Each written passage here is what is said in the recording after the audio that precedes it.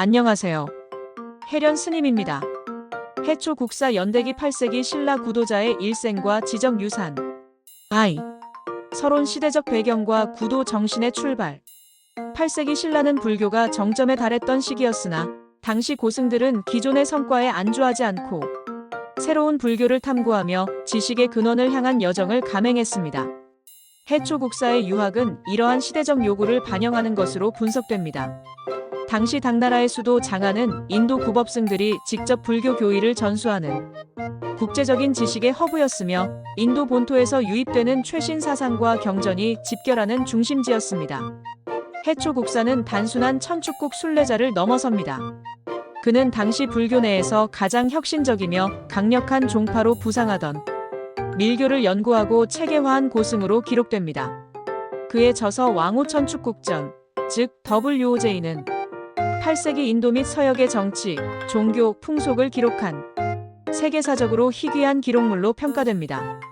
탄생과 밀교 대사로서의 성장 700년경 723년 신라 출생과 당나라로의 구법 유학 8세기 초 해초 국사 혹은 는 8세기 당나라에서 활발히 활동한 신라 출신 승려입니다. 그의 구체적인 생몰연도는 미상 700년경 미상으로 추정되나 대략 704년경 출생하여 787년경 입적했다는 설이 유력하게 제기되고 있습니다. 신라 성덕왕 제위 시기에 태어난 그는 19세경 당나라로 건너가 본격적인 국법의 길을 시작했습니다. 신라 출신 외에 그의 성장 배경에 대한 상세한 인적 사항은 현재까지 거의 알려지지 않고 있습니다. 밀교의 거장, 금강지와의 조우와 사사. 당나라 유학 중 해초는 인도에서 해로를 통해 중국에 입국하여 활동하던 밀교의 거장, 금강지, VAJRABODHI를 조우했습니다. 해초는 금강지의 문화에서 밀교를 심도 있게 수학하며 그의 구도 방향을 밀교로 확립했습니다. 해초가 밀교를 선택하고 집중적으로 연구했다는 사실은 그의 학문적 탐구가 단순한 교리 탐색을 넘어 당대 최고 권력층인 당나라 황실이 선호하는 종교적 전문성을 습득했음을 시사합니다. 금강지가 해로를 통해 인도에서 중국으로 온 바 해초 또한 스승의 권유에 따라 723년 광주에서 해로를 통해 인도로 출발할 채비를 마쳤습니다. 구법 대장정의 시작과 왕호천 축국전 완성 723년 727년 723년 해상 실크로드를 통한 위험천만한 여정의 선택. 해초 국사는 스승 금강지의 권유에 따라 723년 광주에서 해로를 이용하여 인도의 동천축으로 향하며 구법 여행을 개시했습니다. 이러한 경로 선택은 주목할 만한 특색을 가집니다. 최남선 선생이 평가했듯이 왕호천 축국전은 버편의 육로-해로, 현장의 육로-육로, 의정의 해로-해로와는 달리 바다를 통해 출발하여 육로로 귀환했다는 점에 그 독특한 특성이 있습니다. 이는 해초의 여정이 8세기 해상 및 육상 실크로드를 모두 활용한 전례 없는 대장정이었음을 시사합니다. 4년간의 대장정과 727년 장안 귀환. 해초 국사는 약 4년간의 여정 중 40여 개국을 방문하며 견문한 내용을 기술했습니다. 해초는 인도 순례를 마친 뒤 해로가 아닌 육로를 통해 귀환했습니다. 그는 카슈미르 지방을 경유하고 파키스탄, 아프가니스탄 북부를 거쳐 중앙아시아를 횡단, 파미르 고원을 넘어 중국 영토인 쿠차, 현 신장자치구를 경유하여 727년 11월 당나라 장안으로 귀환했습니다. 이 경로를 통해 해초 국사는 중앙아시아 사막 국가들의 정치 상황, 기후, 풍습을 기록했으며 이는 8세기 중반 당나라의 서역 통제 현황을 보여주는 중요한 군사 및 지리적 정보로 활용됩니다. 육로 귀환은 왕호천 축국전 원본과 새롭게 획득한 귀중한 경전을 안전하게 수도 장안까지 운반하기 위한 전략적 선택이었을 가능성이 높은 것으로 분석됩니다. 왕호천 축국전의 구성 및 기록 내용 분석. 1. 기록의 특징과 주제. 왕호천 축국전은 총 6,000자에 불과한 짤막한 분량에도 불구하고 내용 밀도는 매우 높은 것으로 평가됩니다. 해초는 각 나라를 단위로 서술하며 출발지와 목적지의 방향과 소요시간, 왕성의 규모와 위치, 통치 상황, 대외관계, 기후와 지형, 특산물, 풍습, 언어 등 지극히 세속적이며 지정학적인 정보까지 간결하고 사실적으로 묘사했습니다. 특히 왕이 소유한 코끼리 수효와 같은 군사력을 암시하는 정보까지 기록했다는 점은 이 저서가 종교적 기록인 동시에 당대 국제 정세 분석 보고서 역할을 수행했음을 시사합니다. 2. 인도 5천 축국 순례의 중심 주제. 기록 내용 중 가장 핵심적인 부분은 불교 행의 여부와 더불어 대승과 소승의 행의 여부를 명확히 구분하여 서술했다는 점입니다. 동천 축국. 해로 도착 후 페사리 국바이샬리에서 견문을 시작했으며 기록의 첫 장면에서 나체 수행자를 목격한 것으로 전해집니다. 중천 축국. 고대 인도의 정치적 중심지였던 수도 갈라급자카나우지 인근에서는 대승과 소승이 함께 행해지고 있다고 기록되어 있습니다. 피라날사국. 7세기 전반 현장이 방문했을 당시 번성했던 곳이었으나 해초가 방문했을 시점에는 이미 도시가 피폐해진 상태였습니다. 이는 7세기와 8세기 사이 북인도에서 불교와 주요 도시가 급격히 쇠퇴했음을 강력하게 시사하는 현장 증언으로 주목됩니다. 3. 인도 서쪽 경계 기록 대식국. 해초 국사는 인도 순례의 경계를 넘어 인도 서쪽에 위치했던 대식국, 아랍까지의 여정을 기록했습니다.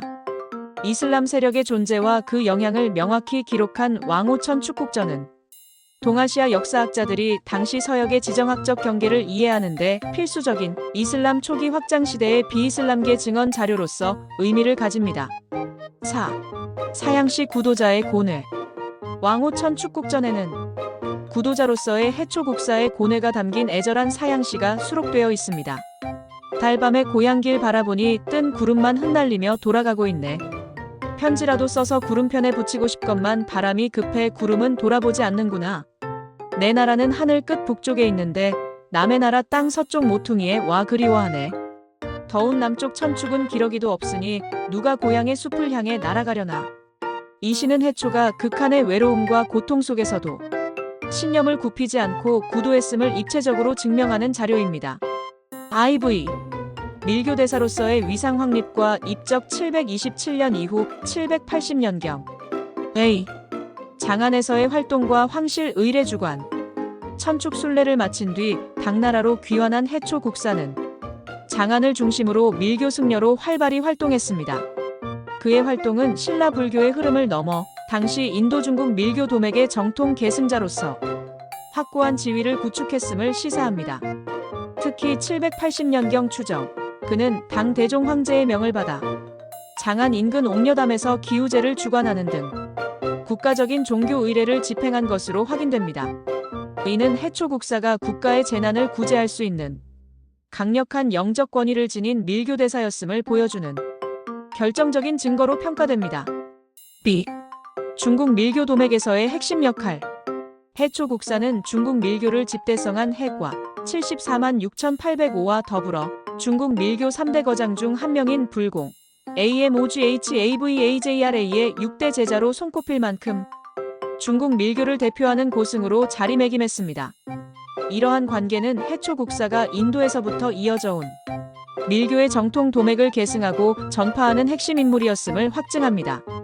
그는 신라 출신이었으나 끝까지 신라로 귀환하지 않고 당나라에서 밀교 승려로서 활동을 이어갔습니다. C. 780년경 오대산에서의 입적 추정. 해초 국사는 780년경 해공왕 16년 선덕왕 1년 밀교의 성지인 오대산에 입산하여 수행을 이어가던 중 그곳에서 입적한 것으로 추정되고 있습니다. 이는 밀교의 본존인 문수보살의 성지에서 구도의 완성을 이루었음을 상징하는 것으로 풀이됩니다. 해초 국사 주요 연보 및 활동 무대 요약. 시기 추정 주요 활동 장소 의미. 700년경 추정 신라 출생 및 19세경 당나라 유학 시작 통일 신라. 국제적 구도 여정 시작. 723년 금강지 사사 후 천축국 구법 여행 착수 광주에서 해로 출발 밀교 도맥 계승 확립. 727년 11월 육로를 통한 당나라 장안 귀환. 왕오천 축국전 완성. 쿠차 경유. 동아시아의 세계사적 기록물 완성. 727년 이후 당 황실 요청으로 밀교 의식 주관 및 불공의 제자로 활약 장안 옥녀담. 기우제 주관 국제 밀교대사 위상 확립. 780년경 추정 오대산 입산 및 입적 오대산 밀교 성지에서 구도 여정 완성. V. 왕오천 축국전의 발견과 현대적 가치 1908년 이후. A. 둔왕 장경동의 기적과 발견 과정. 왕오천 축국전의 필사본은 중국 간수성 둔왕에 위치한 유네스코 세계유산 막고굴에서 발견됐습니다. 이 필사본이 발견된 제17굴, 즉 장경동은 아이러니하게도 송대의 막고굴 승려들이 불필요하거나 시대에 뒤떨어진 문서들을 폐기하기 위해 사용했던 폐기물 창고였습니다. 이 문헌이 9세기에 필사된 사본임에도 불구하고 이처럼 중요하지 않은 폐기물로 분류되어 장경동에 봉인되었기에 현대까지 보존될 수 있었던 것으로 전해집니다. B. 1908년 프랑스 학자에 의한 발견. 왕오천 축국전은 1908년 프랑스의 탐험가이자 저명한 동양학자인 폴 펠리오피 PELLIOT에 의해 둔왕 막고굴에서 발견되며 비로소 세상에 공개되었습니다.